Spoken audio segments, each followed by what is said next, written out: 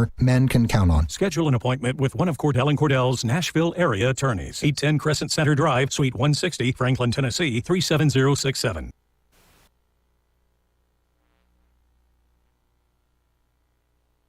The Action Line with Bart Walker, weekday mornings at 8:10. WGNS, your good neighbor station. Rutherford County's place to talk. A few scattered showers and storms at times here this afternoon with partial sunshine developing, a high in the low 80s. Tonight, slight chance for storms early, cloudy, a low of 59. I'm meteorologist Jennifer Wojcicki on News Radio WGNS. Currently, it's 61.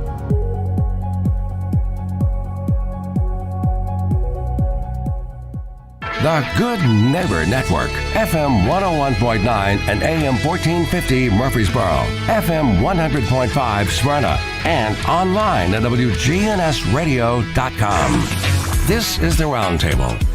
A look at the news, views, politics, and people that are shaping Rutherford County. Good morning. This is Bill Krause on the Roundtable on a Thursday morning, welcoming you all on a beautiful, as we rapidly go from spring to summer. It's going to be a summer day, apparently, and we are very, very delighted and very pleased to have with us a member of the Murfreesboro City Council, a gentleman by the name of Kurt Wade. Good morning, Councilman Wade. Good morning. Thank you for having me today. And we always love to start out to find out all about you, where you were born, raised, life, how it's begun, and how it led to your journey in 2016 when you first became a member of our city council. Well, I grew up in West Tennessee. I grew up in Gibson County, Trenton, Tennessee. Okay. How far from Memphis is that? That's about 80, 90 miles from Memphis. Real close to about 30 minutes from Jackson, Tennessee. So I grew up in West Tennessee, and I actually got my start into politics. The reason is because of my dad. My dad sit on the city council there for over 25 years. Wow. And he was a pillar of the community, and actually saw how my dad gave back to the community, not only giving back to the community, just time, commitment, but he had a love for the city of Trenton, Tennessee. And that made a difference. And throughout my life, I kept saying, I never want to do that. Did you see negatives as you were observing? People calling him at all hours of the night complaining? Or Exactly. And I said, I never want to do that because people are calling our house at all the time, hours of the night. But not only all the times at hours. You know, we talk about the cat being up in the tree. Councilman Wade, there's a cat up in my tree. Can you get my cat down? We were getting calls like that, and I just saw that growing up. But what it also did, it opened my eyes to see, you know what, we all have an opportunity to serve our community. And when we serve our community, what better else than trying to make a difference? Exactly. And that's what he said. You know what, whatever you do it well. We're all committed to serving some kind of capacity here on the earth.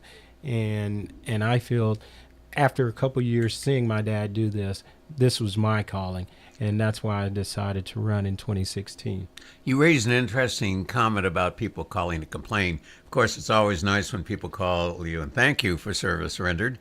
But Always. there always was the way that somebody would call for a problem and you as the elected official solved the problem, solved it very, very satisfactorily. And they would call you maybe a little later with a little more difficult problem. And you solved it very quickly and very effectively. The third time was one of those problems that was non-solvable. They became so angry because you don't like me anymore? Why aren't you solving my issues? Why aren't you answering my problems and so forth? So it becomes kind of the human nature of politics. Where did you grow up after let's say you were a young man and lived in West Tennessee? You went to school in Jackson? I actually went to Lane College in Jackson and was about to graduate, but they didn't have all the classes I needed to finish there. And then somehow I ended up graduating from Southern California University. And that's how we connected with my son, because my son says, hey, Dad, I think somebody, one of my professors knows you and knows of you.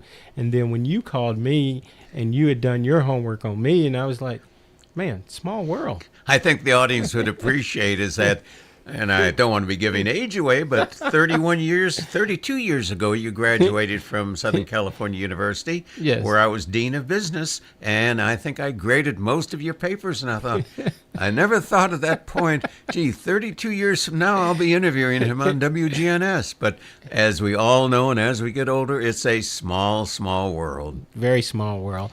And so after going to college, I worked at UPS for a while, and then I actually ended up getting on with the Jacksonville Jaguars in Jacksonville, Florida. So I moved to Jacksonville, and I was actually the manager of team operations. So I was over travel for the team, logistics, training camp, mini camps, and travel. I did not realize that was part of your resume. Yeah, that was part of my experience, and so I had the fortune of working with, I think, one of the greatest coaches, Tom Coughlin. Absolutely. And so that was very eye-opening. And then after Tom got fired, I decided to move back to Tennessee, and chose Middle Tennessee as my home, and been here ever since. And in Murfreesboro. In Murfreesboro. So you said from Jacksonville to Murfreesboro. Murfreesboro. You know, the good thing about Murfreesboro is this. When I first moved back here, Murfreesboro we were on the point of thriving. And I can remember they had just built Medical Center Parkway. And if some of us that was here when Medical Center Parkway was being built, it was only 2 lanes. Oh, wow. And then I remember they went back and added each another lane on both sides. And think about if it was only 2 lanes now, it would really be bottled down. So I think overall, planning-wise, our city has done a really good job. Have we missed some things? Of course, just like any other city. But we've done some really good job things in our city, and our city is really thriving.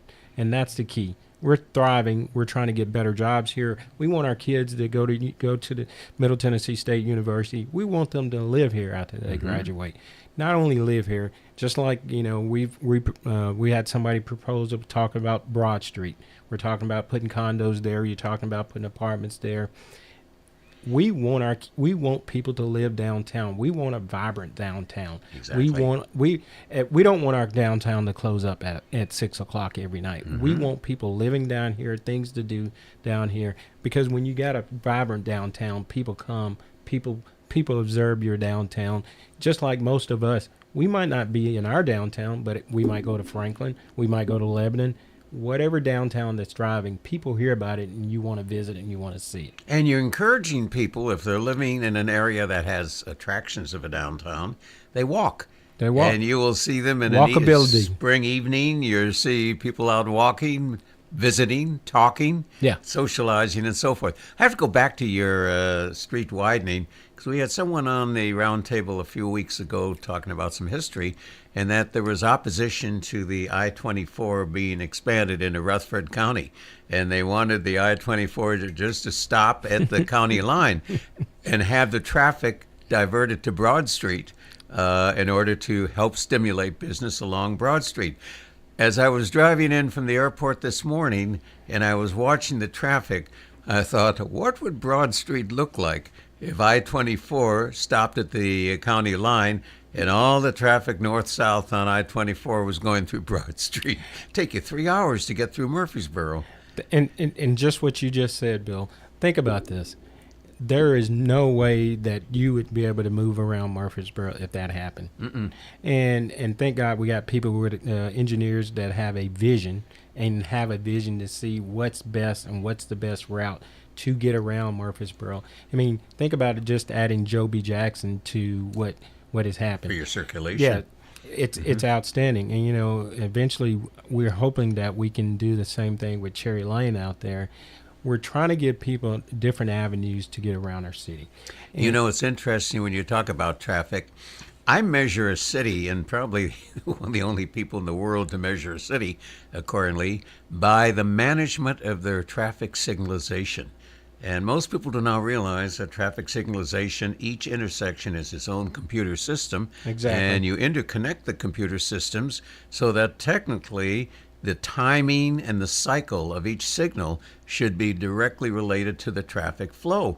And I've gone through some cities, unnamed, unmentioned, in the area, where the signalization is horrible, and they wonder why they have a traffic issue, because the traffic signal will turn green, and you proceed, the next intersection, it turns red right there, and it's a stop, start, not only to talk about fuel consumption, but just the annoyance of traffic congestion. If you had a magic wand to make Murfreesboro, and it is one of these cities of Tennessee, to make Murfreesboro, though, the city in the state, what would be some of the dreams and aspirations you would have for Murfreesboro? Well, you know what? Let's start first with what would make people happy, and I think one of the things is that we hear it all the time. What's the grocery store chain everybody wants in their city? Mm-hmm. Oh, you're asking me? Yeah. What's the grocery? Costco? Well, we finally got Costco. Right. What's the grocery store? Kroger's or Publix? We got those. What's the other one? We got it in Franklin. They have it in Franklin. We're gonna let you think about that for a while, and I'm not gonna tell you for a minute. Starts with an A. Aldi. We got Aldi. Aldi. You're close. You're close. Right. I'm gonna let you think about that. I think the key is this. We have moved to a point where we have quality restaurants in our city now. We still need more. We've got quality places to shop. I think our shopping, has come alive in the last couple of years. So a lot of times our people don't really have to move or go anywhere. We have everything here in Murfreesboro. Quality of life, we talked about getting around in our city of Murfreesboro. We want to make sure that the traffic situation is not boggled down, and to get around in our city is a healthy way of getting around. And what I see is, as we continue to see Murfreesboro grow, how can we expand the outlets and move around our city in a lot better way? That's the key to making your city more efficient and better, because you don't want to be boggled down in traffic. Right. We're not going to have those days where we can leave here and we can get to MTSU in 5 minutes. It may take 10, but that shows you that we're growing and our city is thriving. If we had nobody on the road, what would that tell us? They're either staying at home or they're leaving and going out the exit. Was it Whole Foods? Whole Foods. Whole Foods, okay. Exactly. I had to think for a few moments. Exactly. Everybody wants a Whole Foods. And eventually I think Trader Joe's. Or Trader Joe's. Eventually I think we will get there with both of them. It's a matter of time. We're steady growing, and I think we're about to hit that number that they're looking for. And so I just think right now we're on the verge of doing some great things in Describe our city. what's the name of that service station? Oh, Buc-ee's. Buc-ee's, yes. There's one out on I-40 in out East Tennessee. Yeah. And has it opened yet here? It hasn't opened yet. I think Buc-ee's is expected to break ground within the next month or two. And I think they said it was going to be a 6-month transition before they get open. Do people know what a Buc-ee's is? It's a phenomenal place. You know what? The word is out. Okay. And okay. I've heard people say, I drove up to Cookville. I think that's where they got a Buc-ee's now. And they said, we love it. And if you hadn't been to Buc-ee's, it's all you have. If you're driving down any major interstate now, you're going to see a Buc-ee's. And with 100 pumps. But the key is this. It's not the 100 pumps that get people in there. It's the quality of food that they have in there. It's a food court, isn't it? It's basically a food court, but yet it's a food court with shopping to do in there as well. They said that average people spend $80 to $100 just in the store. That's not counting gas. So I think that's going to be good for Murfreesboro. It's going to be good for people coming just passing by, and they'd have never stopped if Buc-ee's wasn't there. Correct. So they get the opportunity to stop in Murfreesboro. Maybe they stop for another day or two, and they're spending money and they're spending tax dollars here. Well, if people were to project the sales tax from your new Costco And Buc-ee's, that's a significant portion of revenue to provide police and fire and public works. Exactly. And parks, recreation, yeah. etc. And like I said, we've got some of the best greenways in the state. We've got really good quality of life of living. We got a good school system here. We're talking about just regular public schools, private schools. We got MTSU here. You got Motlow College here. You got the Tennessee Applied Colleges out here. So we've done some good things here in Murfreesboro, and we hope to continue to do some good things. And we look forward to what's going to happen within the next 5 to 6 years. But what's interesting, you talked about population. Did you officially reach the 150,000 mark on the census? Was that? Yes. I think you went 150,000 Yes. On the census. But a good way to describe Murfreesboro, and I see this as a visitor to the community every week and been associated in several ventures in this community, but I see it still as a small town with many people in it. And it still has a small town. The square is still... It still has that the richness small of Tennessee. town feel. Correct. Because, if you drive down Main Street, you still see the big trees and older homes in the yard. So we still have our character. And that's, that's one thing that we like about Murfreesboro. And I think what people realize is we've got a nice square. We got a nice downtown. We just don't take an opportunity to visit downtown as often as we need to. We've got quality restaurants downtown now. So it's continuing to grow. It's continuing to attract more people to be downtown. But I think the one thing is once we start getting more people living downtown, it really changes the complex of downtown. We're having a wonderful visit this morning on the Roundtable with Councilman Kurt Wade, who has been on the City Council. He's now in his 7th year, and sharing not only his observations and his dreams, but we'll be talking more about some specifics about this beautiful community of Murfreesboro. We shall return shortly.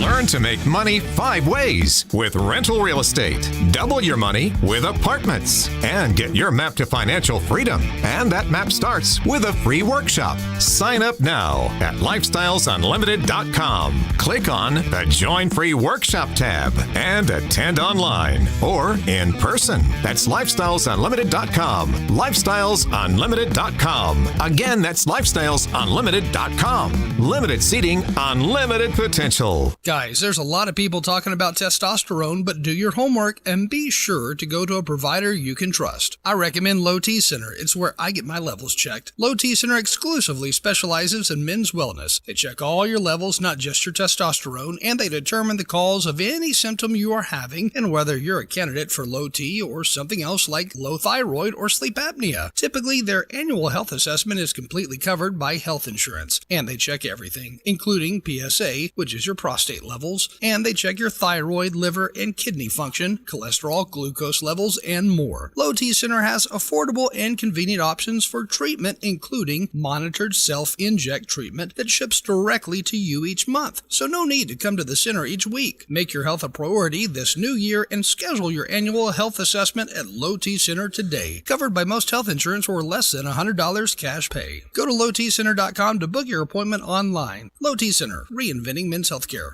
It's Good Neighbor Events, brought to you by Cardinal Realty Solutions, the law offices of John Day, and AmeriCare Pest Control. This is a paid legal ad. Hi, this is John Day of the law offices of John Day. For more than 30 years, my team and I have worked hard to help injured people throughout Middle Tennessee. Over that time, we've helped thousands of people get the legal help they need when they've needed it the most. And if we're not able to help or aren't the right lawyer for you, we'll do the best to point you in the right direction. If you've been injured, call the law offices of John Day for a free consultation. And remember, there's no fee unless we win your case. Now, WGNS Good Neighbor Events. Spring Fling is next week. We welcome to our community all of the TSSAA officials and the public for Spring Fling, Tuesday through Friday next week. And we'll have many broadcasts from there. The Red Cross is still critically low on blood. Please give the gift of life. Why don't you call the Red Cross at 1-800-RED-CROSS and set up a time that fits your schedule. Don't miss the Greenhouse Lecture Series, 10 o'clock every Tuesday morning this month at Greenhouse Ministries.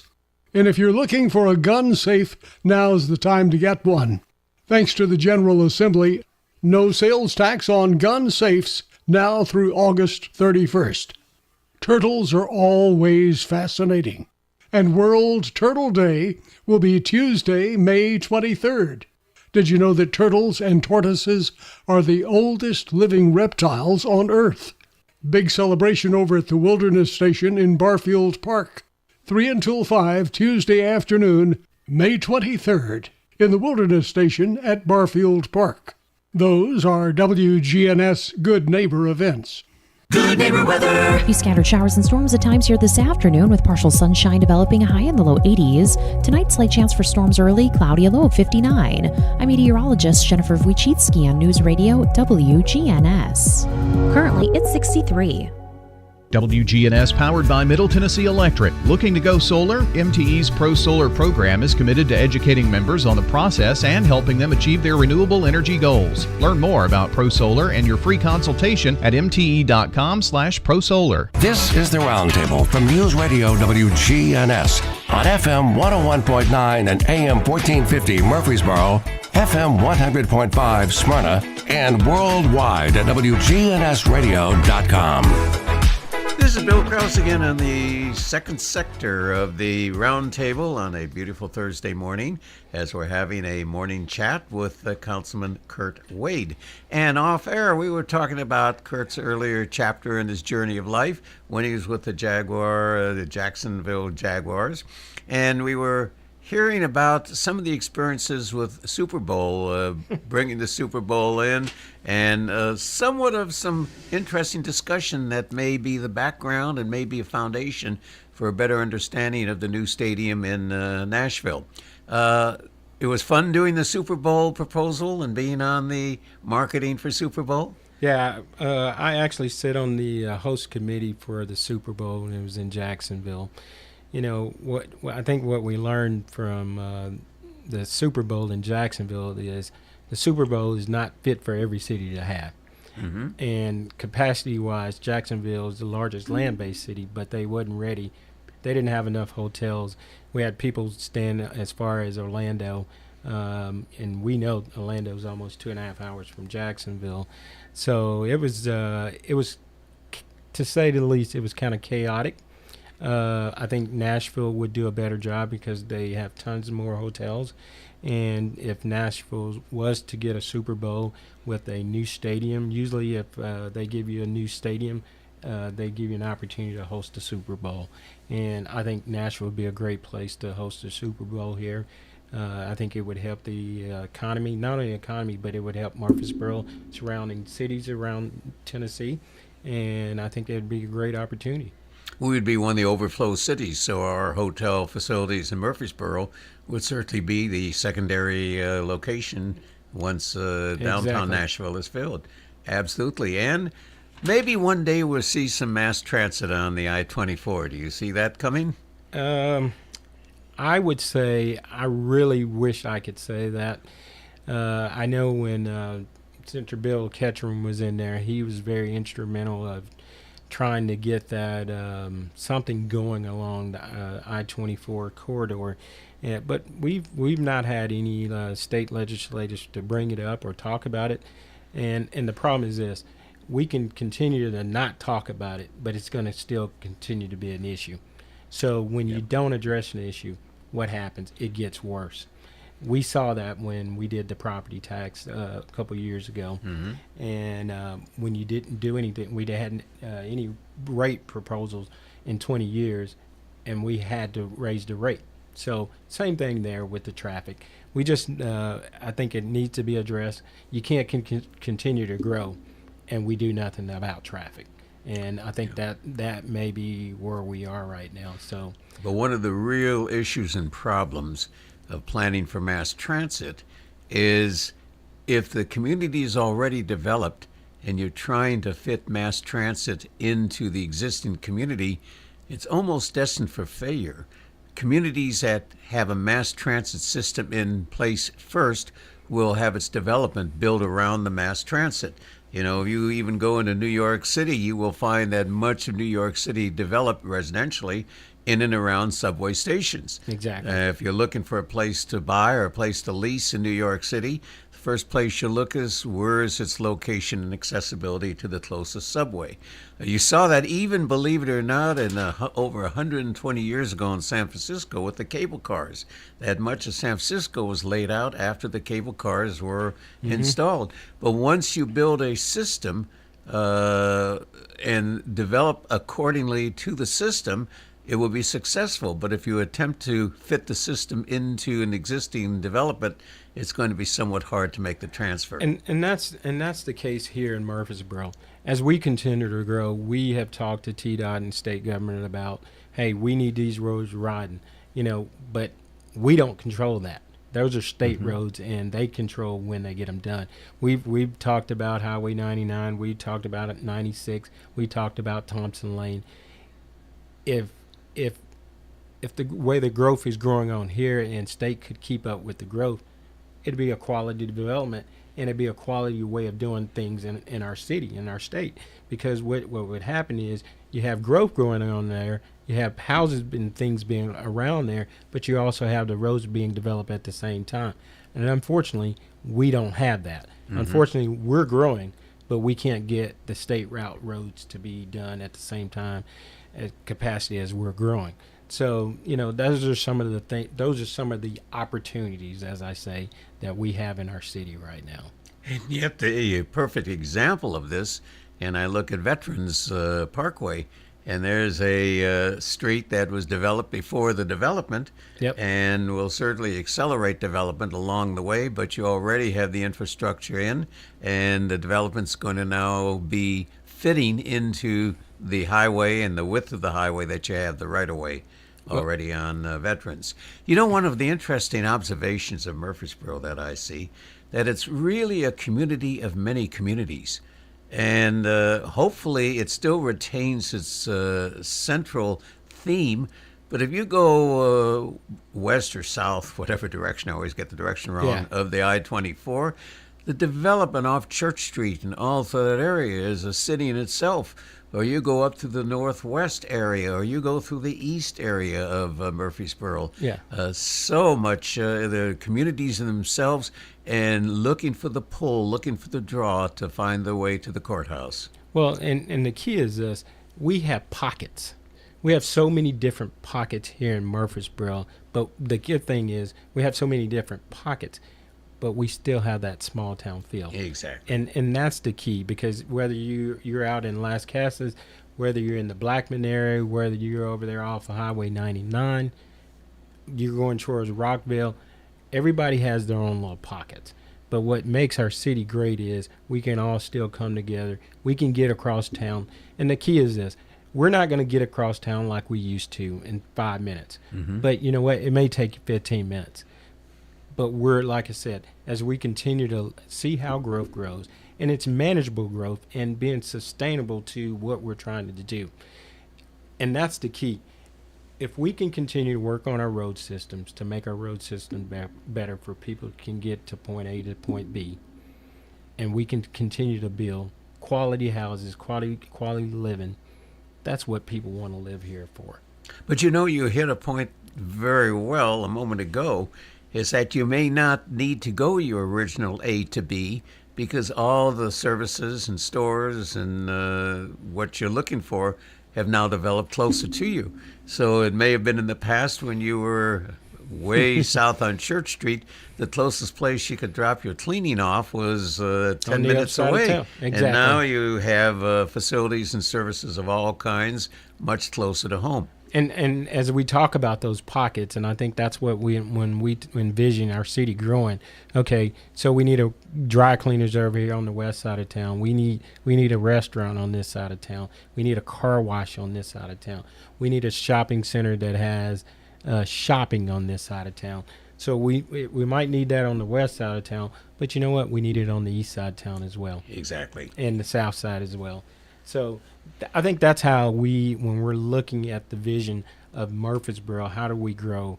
What are we looking at?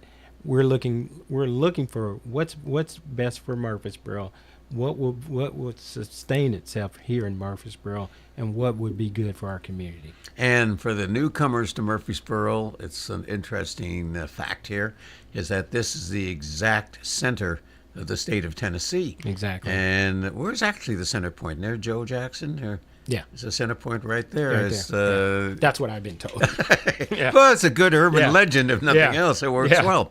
One of the advantages, one of the many highlights of Murfreesboro, and I'm not the Chamber of Commerce, so I'm not saying just everything is great and golden and what have you, but I'm observing of many, many things, is your public safety, your police, your fire, your first responders here in this area is probably second to none for a community of this size. Well, I agree with you. And when you look at other cities, they struggle to have a quality service department like we have. When I say service department, I'm talking about police, fire, rescue, and all that together.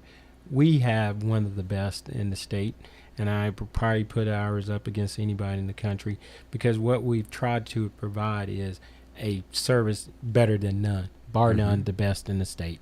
And I think that's some of the things that we've provided. Do we have crime? Yes. Do we have things that it's tough for firefighters to get the other side of town? But you know what?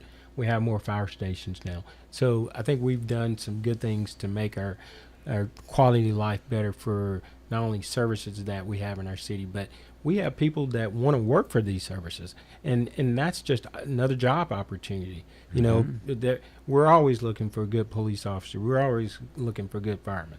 So that's just another asset to being here in Murfreesboro.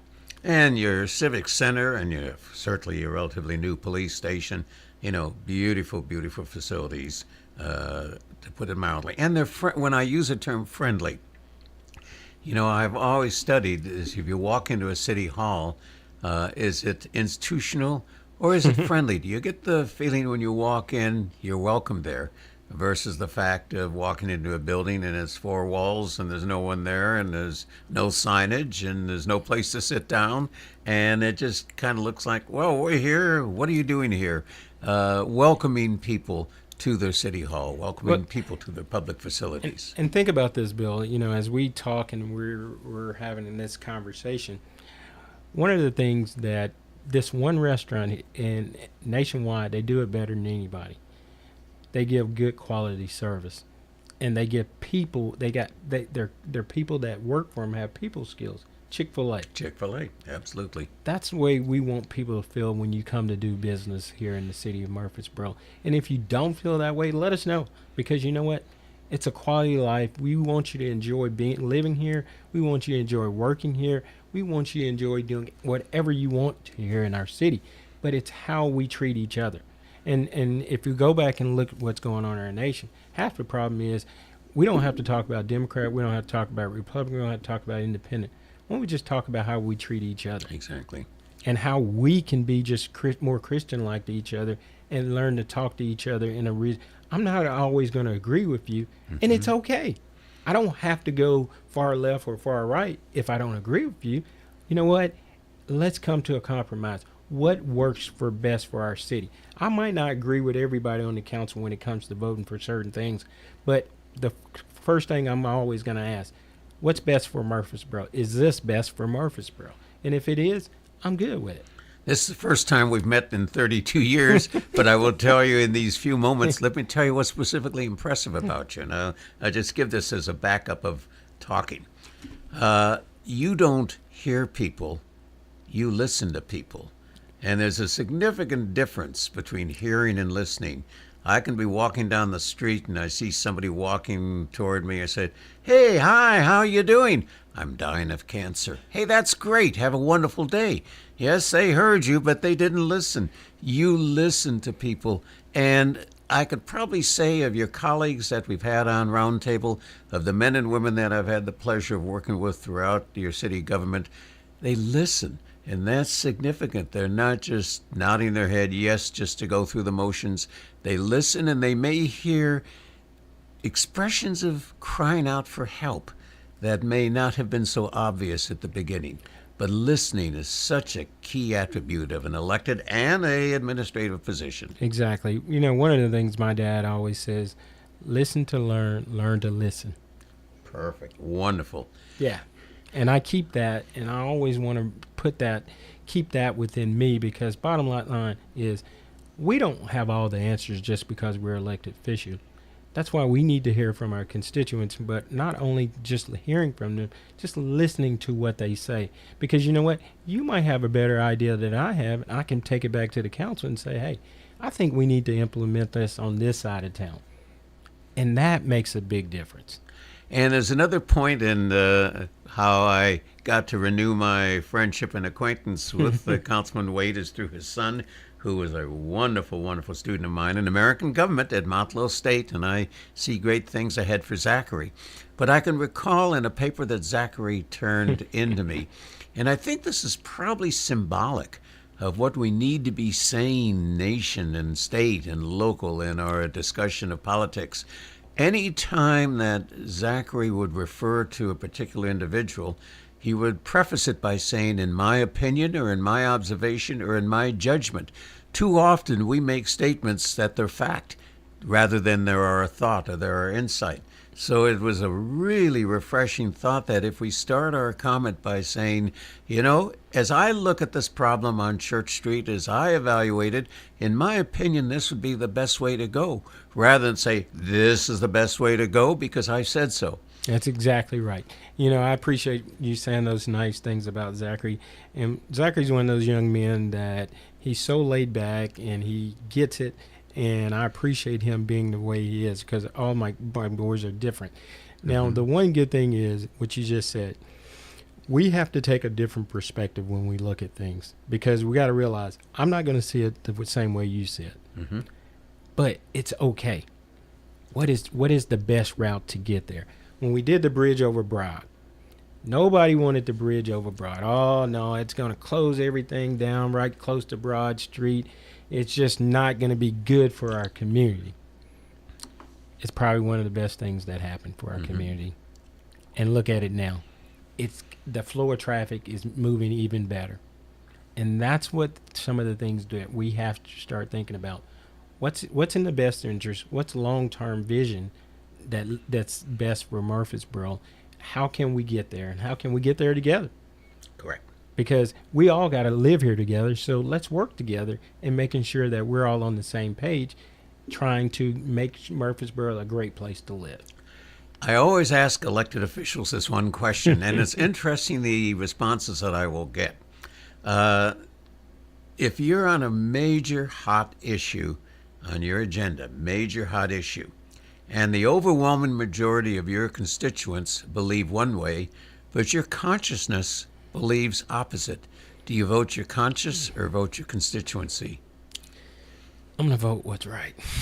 Okay, now that. And when I say what's right, that goes back to what I just told you earlier. I'm going to vote what's best for Murfreesboro.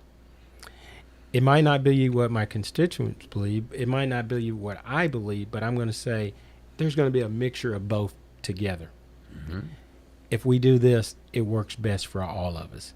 If we do it my way, it might just work best for me. If we do it your way, it might be. But let's do this together. Let's put something on the table that works for everybody. And I think that's where we have to get to as a society, as a community. Exactly. Because right now what I see is I'm going to do it my way. I don't want this book in my schoolroom. I'm going to take it out. Well, just because you don't like the book and you think it's offensive, does the other 10 million Americans think it's offensive? No. So let's talk about it. We can talk about some things, and we can come to some resolutions about things and making our city better. And that's how I think we have to approach things as we move forward in life. Related to that, if you were addressing a group of 22 young men and young women, students in Motlow community or MTSU, and you were telling them to get involved in politics, what would you say after the break? We'll be taking a break, but would you encourage people to become involved in the political process of this great nation?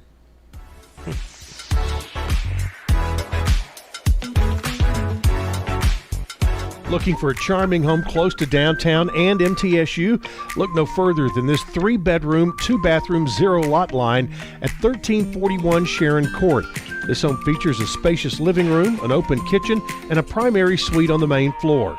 It could be perfect for a family or a couple who wants to live in the middle of everything while still in a private neighborhood. Call for a showing today, 615-542-1915. I'm Chip Walters with Exit Realty Bob Lamb & Associates.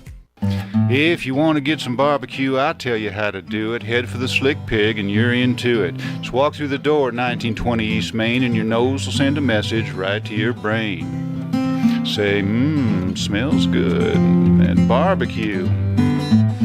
Slick Pig. They got ribs and beans. Got spicy wings. Slick Pig. A Murfreesboro tradition. 1920 East Main. Here at Bud's Tire, we make buying Michelin tires simpler. I'm Allison Mitchell with Bud's Tire Pros. We offer a straightforward approach to service, including nationwide warranties with every purchase. Stop in today to see our full lineup of Michelin and BF Goodrich tires. For whatever you drive, Michelin and BF Goodrich have a tire to fit any need. Bud's Tire Pros, hassle-free, guaranteed. We're located on East Main Street, exactly 3 miles from the town square, 1 mile past Rutherford Boulevard. Visit us online at budstirepros.tn.com. The Blue Raider fan source for officially licensed Middle Tennessee gear is Raider Tees. T-shirts, caps, sweats in all sizes, designs, colors, children's to plus sizes. Raider Tees has decals and license plates to show everyone your favorite team. Plus, check out their wide selection of Blue Raider art, jewelry, even golf tee markers. Show your Blue Raider pride with the largest selection of Blue Raider merchandise anywhere by shopping Raider Tees, 910 Ridgely Road, just before the bridge over Broad behind Chewy's. This is the Roundtable from News Radio WGNS on FM 101.9 and AM 1450 Murfreesboro, FM 100.5 Smyrna, and worldwide at WGNSradio.com. This is Bill Krause for our third and final segment, having a wonderful visit with Councilman Kurt Wade, who serves on the Murfreesboro City Council. And the question I put to him right before the break was, would you encourage young men and young women, I shouldn't probably just say young men and young women, I'd say people of all ages, to become involved in the political process, either as a candidate, as a volunteer, as certainly a contributor? Would you recommend, what would you tell them to think about when they're considering politics? I would tell them, yes, definitely get involved, because you need to know what's going on in your community. And the best way to know about what's going on in your community is getting involved. You know, we have a couple board seats that are available to be sit on within our city. And you could go to our Murfreesboro website and you could actually apply to sit on the Planning Commission, the Cemetery Commission, Water and Sewer Commission, Parks and Recs. Those are good training grounds. And for me, that's how I got started. Former Mayor Tommy Braggs put me on Planning Commission. And I got to see the lay of the land and how things work. And I think that what really just fueled my fire again about thinking about running for city council. And after sitting on that board for 6 or 7 years, I think I felt I was ready for the challenge. And it gave me the opportunity to see what's going on and know what's going on. And from that point on, and that's why I would tell people is, to really be engaged in your city, you got to know what's going on. Go find a board that you can sit on and you can see what's going on and you can figure out, oh, this is why they do these certain things. This is why they do X, Y, Z. Because a lot of times people don't know. You know, if you say, why do we spend so much money on the Greenway? Well, if you're sitting on the Parks and Rec, and you see how valuable it is to our city, and see how many people we have coming and being committed to our park system, to our greenways, you'll see why we spend that money. That's another major attraction to why people will want to live here. And how's your patience level? And before I go into that, I have to say that not everybody is cut out, and I think you shared this during our break, to be an elected official. Not everybody is cut out to be in public service. Not everybody is cut out to work with people versus working with things. So do you have a good patience level? Do you have a good thick skin that something can get under it pretty quickly. I think you definitely, to be a servant and to be in the public eye, you definitely have to be low key, but you also have to be observant of what's going on around you, and you're going to take some shots. People are going to fire shots at you all the time. You just got to know how to let those shots deflect off of you, but you also got to go back to what got you there. I'm here to serve. I'm here not only to serve the entire community, not just one person, but everybody. And I'm here to do what's in the best interest of Murfreesboro. And that's, I keep saying that, but that's what I always fall back on is I'm here to do what's in the best interest of Murfreesboro. What can make our city grow? What can make our city thrive? And it doesn't even always have to be about growing. What can make our city better? And that's the key. The one limitation I heard, and I'm not sure how you could ever get around this, I even have somewhat of a hesitation to share it, but let's assume you're a brand new candidate running for a very significant position. It may be a state position, maybe congressional position, and you have thick skin, you can handle the criticism. But how do you deal with your child receiving criticism? That a child on the playground, second grade, and other children start taunting him because of the news headlines referring to his father, and this child goes to defend his father. And probably, and I've never really read about this, but I've talked to a number of elected officials in the years I've been in public service, is the fact that I can take it, even my spouse can take it, but I'm not sure how my especially smaller children can take it. Yeah. So my kids are of age now, and my youngest is 16 years old. He's at Blackman. One of the things I've always tried to do is sit down with my boys and say, hey, we're getting ready to vote on this hot topic. Just in case you hear about this, somebody might say something to you at school, their parent may have said something to them. Just be prepared. And this is how I stand. And you don't have to tell anybody how I stand.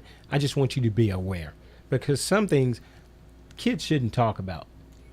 And if these are grown-up issues, let grown-ups handle. But I would like to always prepare them to say, if somebody asks you about it, this is why your dad did this. This is why your dad voted this way, and leave it alone. And that would be his way of addressing the issue. And I can be at a grocery store and somebody asks, "Why'd you do this? Why'd you do this?" And you know what? And they have a loud voice, and half the market is hearing. And I would say, we voted and we did this because this was in the best interest of Murfreesboro. Now, if you didn't like it, tell me why you didn't like it, and I'm open to hear what suggestions that you have, but I also open to listen to say, well, you know what? Maybe we can implement this what you just told me into what we're doing now to make it better. So we're not closed-minded on everything. We need to be open, and we need to hear different ideas. And if we hear something that we can tweak, we can make it better.